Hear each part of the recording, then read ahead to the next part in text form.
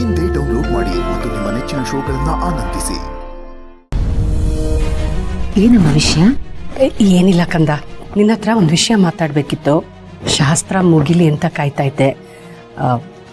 ಏನು ಹೇಳು? ಏನಿಲ್ಲ, ಈ ಮಲ್ಲಿನ ಮದುವೆ ಆಗ್ತಿದ್ದಾನಲ್ಲ ಹುಡುಗ, ಅವನಿಗೆ ಈ ಮಲ್ಲಿ ಜೀವನದಲ್ಲಿ ನಡೆದಿದ್ದೆಲ್ಲ ವಿಷಯನೂ ಹೇಳಿದಿರುತ್ತಾನೆ. ಹಾಂ ಮಲ್ಲಿ ಯಾವುದನ್ನು ಮುಚ್ಚಿಟ್ಟಿಲ್ಲ.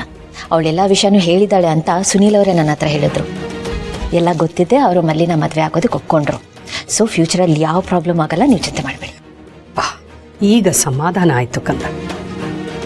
ಹಾಗೆ ಇನ್ನೊಂದು ವಿಷಯ, ಈಗ ನಮ್ಮಲ್ಲಿ ಮೊದಲನೇ ಗಂಡ ಅಳಿಯಂದ್ರ ತಮ್ಮನೇ ಅನ್ನೋ ವಿಷಯನೂ ಅವ್ರಿಗೆ ಗೊತ್ತಿದೆ ಅಲ್ವಾ? ಅದು ಗೊತ್ತಿಲ್ಲಮ್ಮ. ಮಲ್ಲಿ ಹೇಳಿದಾಳೋ ಇಲ್ವೋ ಅದು ಗೊತ್ತಿಲ್ಲ, ನಾನು ಕೇಳಕ್ಕೆ ಹೋಗಿಲ್ಲ. ಈ ವಿಷಯ ತಿಳ್ಕೊಳ್ಳೋದು ತುಂಬ ಇಂಪಾರ್ಟೆಂಟ್ ಕಂದ. ಇಲ್ಲದೆ ಹೋದರೆ ಅವರು ತಿಳಿಸ್ಬೇಕು. ಯಾಕಂದರೆ ಎಲ್ಲ ಒಂದೇ ಕುಟುಂಬ. ನಾಳೆ ಜಯದೇವು ಇವ್ರುಗಳು ಎದುರುಗದ್ರಿಗೆ ಬಂದಾಗ ಒಬ್ರಿಗೊಬ್ರು ಮುಜುಗರ ಆಗೋದು, ಅದು ಇರ್ಸ್ಮುರ್ಸಾಗೋದು ಚೆನ್ನಾಗಿರೋದಿಲ್ಲ. ಎಲ್ಲ ವಿಷಯದಲ್ಲೂ ಟ್ರಾನ್ಸ್ಪರೆಂಟ್ ಆಗಿರೋದು ಒಳ್ಳೇದಲ್ವಾ? ಇದು ನಂಬಿಕೆ ವಿಷಯ. ನಂಬಿಕೆ ಗಟ್ಟಿಯಾಗಿದ್ರೆ ಸಂಬಂಧಗಳು ಗಟ್ಟಿಯಾಗಿರುತ್ತೆ. ಮತ್ತು ಅದಕ್ಕೇನಾದರೂ ಧಕ್ಕೆ ಬಂತು ಅಂದರೆ ಸಮಸ್ಯೆಗಳು ಶುರು ಆಗೋಗುತ್ತೆ. ಈ ರೀತಿ ಆಗುತ್ತೆ ಅಂತಲ್ಲ, ಆದರೆ ಸಾಧ್ಯವಾದಷ್ಟು ಶುರುವಿಂದನೇ ನಾವು ಇದಕ್ಕೆ ಯಾವುದಕ್ಕೂ ಅವಕಾಶ ಕೊಡಬಾರ್ದಲ್ವಾ? ಆ ಕಾರಣಕ್ಕೆ ಹೇಳಿದೆ ಅಷ್ಟೇ. ಶುರುನಲ್ಲೇ ಎಲ್ಲವನ್ನೂ ಕ್ಲಿಯರ್ ಮಾಡ್ಕೊಂಡ್ಬಿಡ್ಬೇಕು. ಅಮ್ಮ, ನೀನು ಹೇಳಿದ್ ನಂಗೆ ಅರ್ಥ ಆಯ್ತು. ನಾನೇ ಸುನೀಲ್ ಅವ್ರ ಹತ್ರ ಮಾತಾಡ್ತೇನೆ.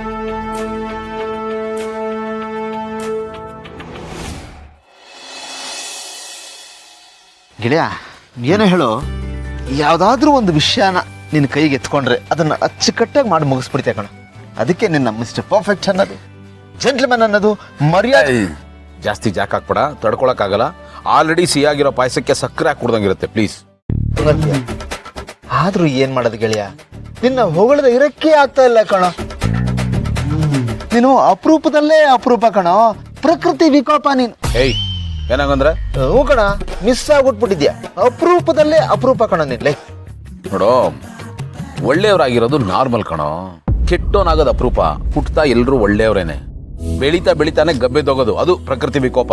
ನೀನ್ ಹೇಳೋದು ಕರೆಕ್ಟೇ ಗೆಳೆಯ. ಆದ್ರೆ ಏನ್ ಮಾಡೋದಪ್ಪ, ಈ ಗಬ್ಬೆದೋಗಿರೋರ್ ಮಧ್ಯೆ ನೀನೊಬ್ಬ ಒಳ್ಳೆಯವನಾಗ್ಬಿಟ್ಟಿದ್ಯಲ್ಲ, ಅದೇ ಪ್ರಾಬ್ಲಮ್. ಎಲ್ರು ನಿನ್ನ ವಿಚಿತ್ರವಾಗಿ ನೋಡ್ತಾರೆ. ಮನುಷ್ಯನ ಇವನು, ನಿಜವಲ್ಲ ಮನುಷ್ಯರು ಹಿಂಗಿರ್ತಾರ ಅಂತ ಆಶ್ಚರ್ಯದಿಂದ ನೋಡ್ತಾರೆ. ನೋಡಪ್ಪ, ಯಾರು ಹೆಂಗ್ ಬೇಕಾರ ಇರ್ಲಿ, ನಾನು ಇರೋದು ಹಿಂಗೆ. ನನಗೆ ಬೇರೆಯವ್ರ ತರ ಆಗಬೇಕು ಅನ್ನೋ ಆಸೆನೂ ಇಲ್ಲ, ಅವಶ್ಯಕತೆನೂ ಇಲ್ಲ. ಅಲ್ವೋ, ಸಿಂಪಲ್ ಆಗಿರೋದು, ನಾರ್ಮಲ್ ಆಗಿರೋದು ದೊಡ್ಡಸ್ತಿಗೆ ಏನೋ. ಬಾಬಾ, ಈಗ ಅಂದೊಂದನೇ ದೊಡ್ಡ ವ್ಯಕ್ತಿ ಆಗ್ಬಿಟ್ಟಲ್ಲ. ನಿನ್ನ ನೋಡ್ತಾ ಇದ್ರೆ ಈ ಕಸ್ತೂರಿ ನಿವಾಸ ಫಿಲಮ್ ಅಲ್ಲಿ ಅಣ್ಣವ್ರು ಇರ್ತಾರಲ್ಲ, ಕತ್ತಿಸಿಕ್ ಸಾಯಿಸ್ಬಿಡ್ತೀನಿ, ಸುಮ್ಮನೆ ಇದ್ಬಿಡು. ಇರಿಟೇಟ್ ಮಾಡ್ಬೇಡ ಸಾಕು. ಏನೋ ಇರೋ ವಿಷಯ ಆಯ್ತು ಬಿಡಪ್ಪ, ಕತ್ತಿತಲ್ಲ ಇಸ್ಕಕ್ ಬರ್ಬೇಡ, ಇನ್ನೂ ತುಂಬಾ ವರ್ಷ ಬದುಕ್ಬೇಕು.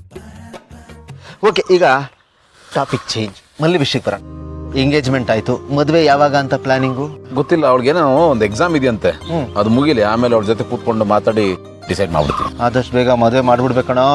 ಈಗಿನ ಕಾಲದಲ್ಲಿ ಹುಡುಗರ ಮನ್ಸು ಹೀಗೆ ಅಂತ ಹೇಳಕ್ಕಾಗಲ್ಲ, ಚಂಚಲ, ಠಂಗ್ ಠಂಗ್ ಠಂಗ್ ಅಂತ ಪಲ್ಟಿ ಹೊಡಿತಾನೆ ಇರುತ್ತೆ. ನೀವೊಂದು ಕೆಲಸ ಮಾಡು, ಮಲ್ಲಿ ಹತ್ರ ಮಾತಾಡಿ ಎಕ್ಸಾಮ್ ಸ್ವಲ್ಪ ಅರ್ಲಿ ಡೇಟ್ಗೆ ಹಾಕ್ಸ್ಕೊಂಡ್ಬಿಡು, ಬೇಗ ಮದುವೆ ಮಾಡಿ ಮುಗಿಸ್ಬಿಡಣ. ನಿನಗೇನು ಅಷ್ಟೊಂದು ಆತರ? ನೀನು ಹಿಂಗ ಅನ್ಬಿಟ್ರೆ ಹೆಂಗೋ? ನಾನು ಯಾರು? ಹಲೋ, ಈಗ ನಾನು ಫ್ರೆಂಡ್ ಅಲ್ಲಮ್ಮ, ಬೀಗನಾಗಿ ಮಾತಾಡ್ತಾ ಇದ್ದೀನಿ. ನನ್ನ ಮಗ ಕಣ ಅವನು.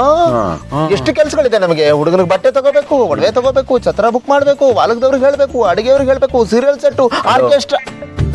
ನೀನು ಬೀಗರ್ ತರ ಮಾತಾಡ್ತಾ ಇಲ್ಲ, ಮತ್ತೆ ಮ್ಯಾರೇಜ್ ಬ್ರೋಕರ್ ತರ ಮಾತಾಡ್ತಾ ಇದ್ದೀನಿ. ಏಯ್, ಏನೋ ಇಂಥ ಟೈಟಲ್ ಕೊಟ್ಬಿಟ್ಟೆ ನೀನು. ಮತ್ತಿನ್ನೇನೋ ಬೇಡ, ಫ್ರೆಂಡ್ ಆಗಿ ಇದ್ ಬಿಡ್ತೀನಮ್ಮ. ಬೇಡ, ಬ್ರೋಕರ್ ನಡಿ.